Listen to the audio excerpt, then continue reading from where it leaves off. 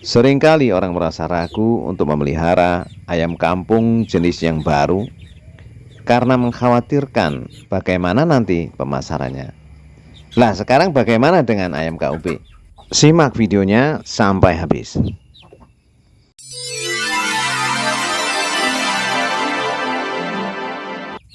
Selain untuk dapat menjadi bahan konsumsi bagi keluarga, beternak ayam kampung skala rumahan juga dapat dijadikan sebagai sumber penghasilan tambahan bagi perekonomian keluarga kita.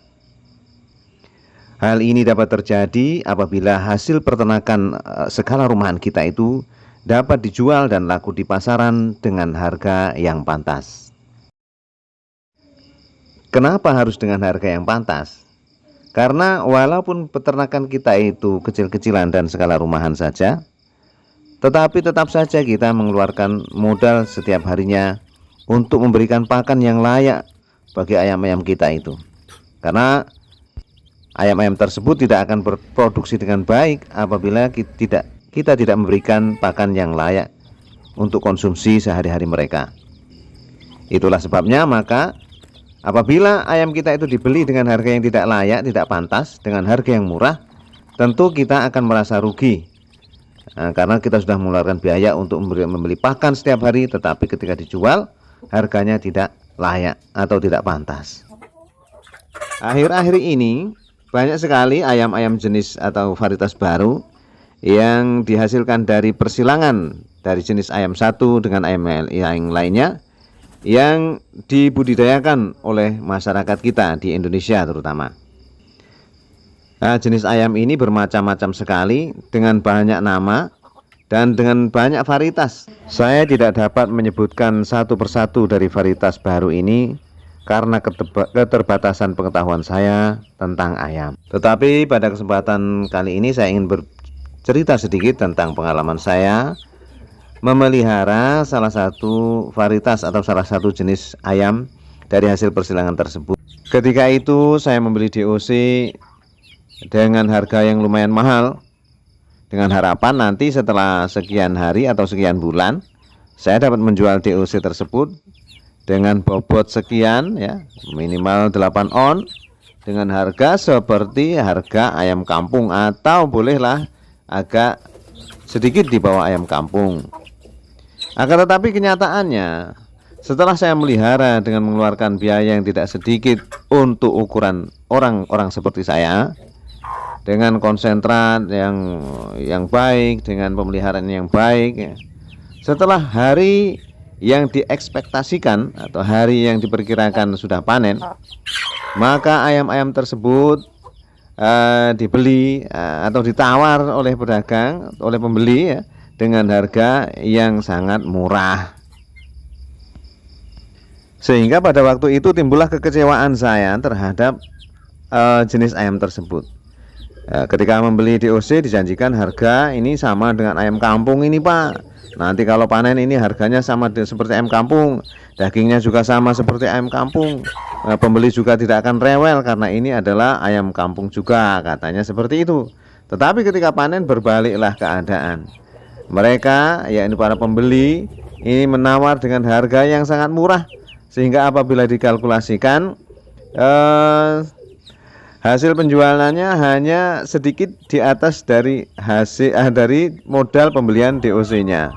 Maka ketika itu saya kecewa.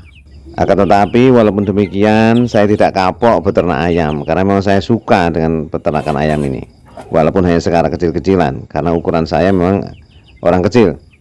Lalu saya memutuskan untuk mencoba jenis lain, yakni saya mencoba jenis ayam KUB ini. Berjalannya waktu, maka peternakan rumahan saya mulai mengeluarkan hasil.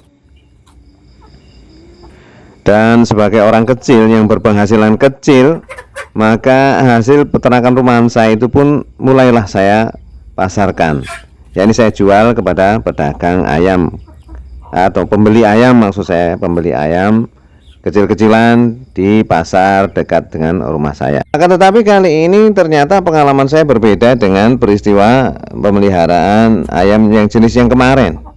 Karena hasil dari peternakan saya yang ini, yakni ayam KUB maksud saya, ini dibeli oleh pembeli di pasar dengan harga yang layak sebagaimana harga ayam kampung. Dan bahkan dia bertanya kepada saya, "Loh Pak, pitik opo iki Pak? Kok mantep men Pak? Wah, wawak ya kotak wapi, kaya bobote kok anggitku nek gursake ini bakno kok luweh kok perkiraanku iki mau." Nah, seperti itulah komentar dari pembeli yang ada di pasar itu kepada saya. Mulai saat itu maka saya berpikir bahwa untuk kali ini saya tidak salah pilih dalam memilih jenis ayam yang saya budidayakan. Tentu hal ini tidak bermaksud merendahkan pilihan sedulur-sedulur yang berbeda dengan pilihan saya. Tentu semuanya memiliki cerita yang berbeda-beda dalam masalah beternak ayam ini. Sering saya sampaikan bahwasanya beternak ayam KUB ini tidak ada matinya. Maksudnya begini, bukan yang KUB tidak mati-mati, tidak, tetapi dijual dalam bentuk apa saja. Ini peternakan ayam KUB ini laku dengan harga yang baik. Contoh ya, contoh dijual dengan dalam bentuk telur konsumsi. Nah, telur konsumsi ini kalau ayam kampung tentu dibeli dengan harga yang lumayan mahal. Ya, kalau dibeli oleh pengepul ini tidak kurang dari 1.500 per butir. Nah, kalau dijual langsung kepada penjual jamu, mbok-mbok jamu, mbak-mbak jamu, kalau sekarang bukan mbok-mbok ya, biasanya bakul jamu ayu-ayu, mbak-mbak jamu, nah maka ini juga harganya mahal, bisa sampai 2.000 atau 2.500 per butir. Nah, kalau dijual dengan label telur fertil yang bisa ditetaskan, ini lebih mahal lagi, antara 2.500 sampai 3.500 per butirnya. Nah, ini baru telurnya. Lalu meningkat lagi, kita agak bekerja lagi sedikit, dijual dalam bentuk DOC. Dijual dalam bentuk DOC ini jauh lebih mahal daripada dijual telur tentunya, karena DOC ayam KUB ini biasa dijual dengan harga 8 sampai 10.000 per ekornya.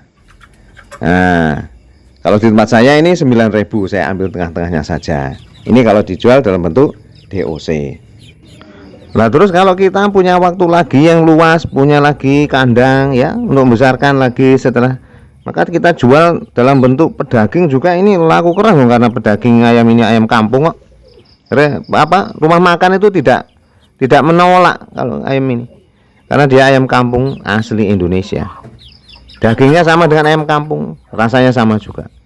Lalu meningkat lagi, wah masih lagi sayang nih, dijual masih kecil-kecil, sudah dijual. Kita jual dalam bentuk calon indukan atau pulet, walah ini lebih mahal lagi. Dan sekarang stok di Lampung Timur ini agak kesulitan mencari calon indukan untuk ayam KUB. Nah, itulah sedikit berbagi cerita tentang pengalaman pribadi saya. Semoga pengalaman yang sedikit ini yang tidak berharga ini bisa menjadikan sedikit referensi untuk sedulur-sedulur yang ingin mencoba beternak ayam KUB atau yang sudah beternak menjadi bertambah semangat. Assalamualaikum warahmatullahi wabarakatuh.